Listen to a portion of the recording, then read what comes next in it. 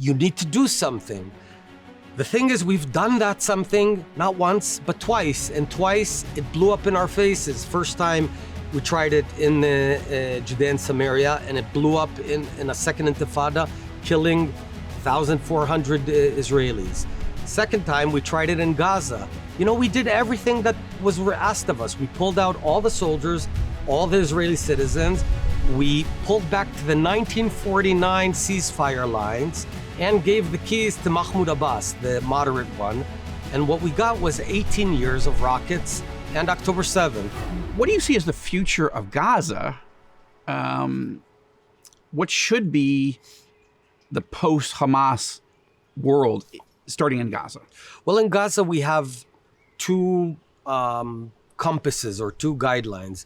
One is Israel has to be secure, and the second is we don't want to govern Gaza.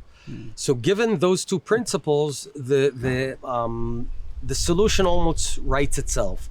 What we need to do, we need to keep a robust buffer zone in Israel's hands for the foreseeable future. That's on the Egypt border as well as the Israel border, of course. Yeah, yes, all across, because that's a necessary element for our security. For the next few years, Israel will need to retain the security overall control.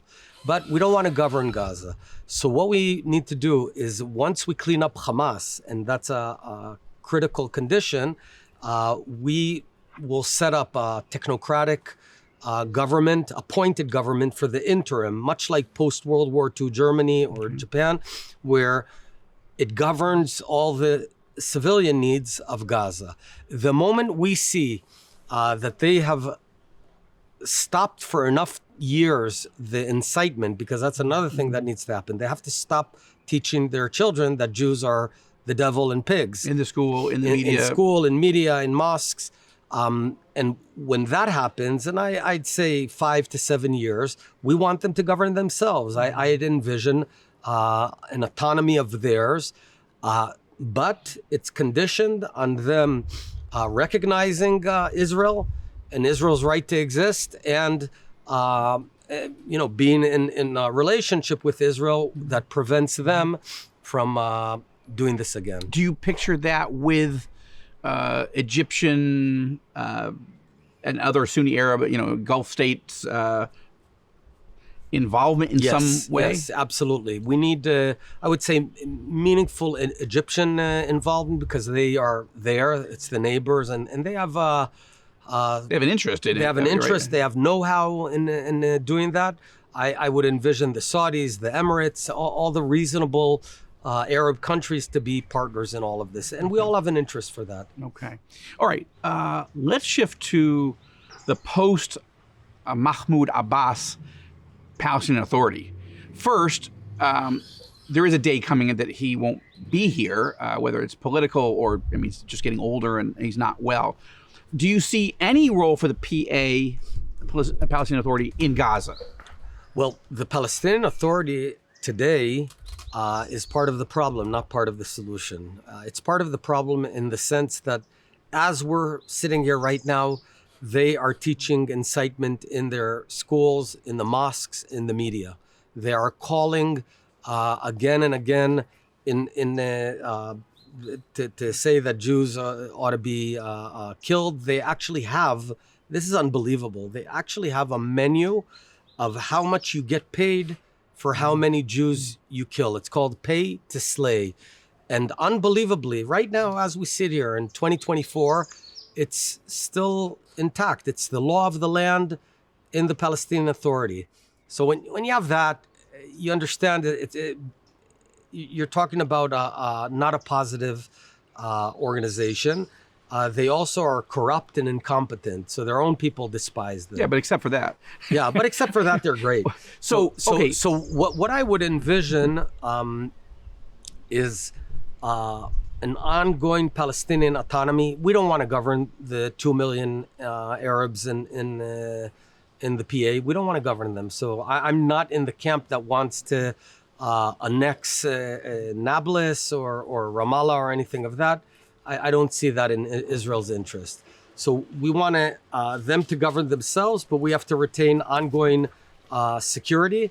And, we can't force them to govern themselves in a reasonable way. It's up to them. Okay, every American But what we president, can do is defend ourselves. every American president since George W. Bush, and right up through President Donald Trump, and of course President Biden, have been pushing for a two-state solution. But you don't agree with a two-state solution. So the question, I think you've answered it, but I think it's going to be a challenge. Whoever is the next prime minister of Israel is going to have to stand up against a world who thinks that October 7th means that there has to be a two-state solution, even though Hamas is against it, and the governance of the West Bank under the PA does not, in my mind, suggest that that's the model to expand into a full sovereign state. Yeah, no, I fully recognize what you're saying, and you're absolutely right. The common wisdom in the West is that we need to form a Palestinian state. You need to do something.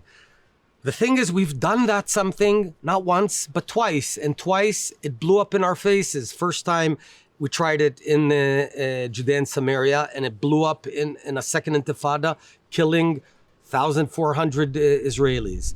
Second time, we tried it in Gaza. We did everything that was asked of us. We pulled out all the soldiers, all the Israeli citizens. We pulled back to the 1949 ceasefire lines and gave the keys to Mahmoud Abbas, the moderate one. And what we got was 18 years of rockets and October 7th. So Israelis have very little appetite for this experiment a third time. And I'm not talking about my personal opinions. I'm talking about widespread Israel. Yeah. So notwithstanding the fact that everyone thinks otherwise, well, they're wrong. They're wrong. And what advantage we have? We live here. It's our lives. It's our stake in the game. And we're not going to do that. What can we do? We can establish and try and fortify a Palestinian autonomy, provided it doesn't incite, it doesn't teach all of this. It stops pay to slay.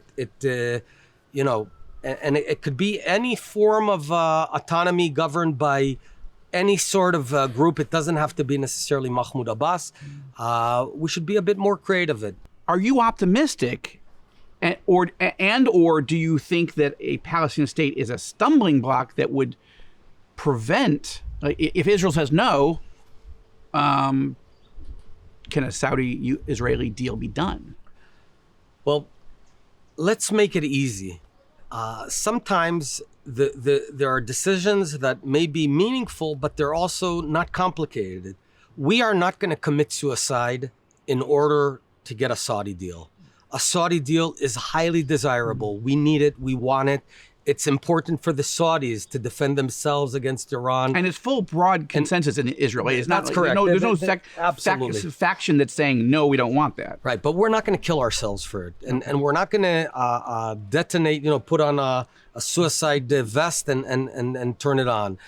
I understand this urge to do something. Let me give you an analogy. Let's say there's a fire in your house and there's a bottle of gasoline next to you. All right, that's all you've got right now. Now, you have a sense you got to do something, but are you better off pouring that bottle on the fire or not doing anything? You're better off right now not doing that. And there's other things we can do. But everyone goes right to that bottle of gasoline. I'm telling you that to try again to forfeit our responsibility for a portion of Israel right now and hand it over to Palestinians who have proved themselves time and again to have murderous, genocidal intentions and actions, it's crazy. And we're just not going to do it. Two last questions about the future. So first, you're a religious Jew. When you think of Mohammed bin Salman, he's got a Vision 2030. Are you developing some sort of, 2030 is coming up fast now, 2040, 2050. What do you see as the future, and how does one balance the tensions between religious Jews who, among those, not you, clearly, because you served in the military, but are saying, no, we won't send our sons and daughters to serve in the IDF, no matter what the dangers are. We're not going to pay taxes, and we'd like you to pay us to study Torah. There's a huge tension between the rest of society who's going, that doesn't seem fair anytime, but certainly not now. So as you see the future, what's the future that you paint in the big picture, technologically, tourism, whatever, but also how to solve this strange conundrum? Well, my vision for Israel is, first of all, we have to beat our enemies right now. We have to weaken Iran, but at the same time, we have to begin rebuilding Israel, our startup nation, our innovation nation, a solutions nation, bringing solutions to the biggest problems in the world, be it rockets with lasers, or be it heart stents, or be it GPS devices and Waze, or you name it. I'm right now in 3 startups, in 3 companies: a quantum computing company, a medical company, and AI-based company. So, we have to be at the forefront of all of that. Regarding the ultra-Orthodox Jews, the Haredim, that don't serve in the army and don't work, this is unacceptable. This cannot stand. There can be a group of Haredim that learn Torah, but it has to be limited. The rest have to serve in the army. Look at me. I served as a platoon commander, a company commander in some of the best units, commando units of Israel, and I'm a man of faith. It works together. I would almost say the opposite.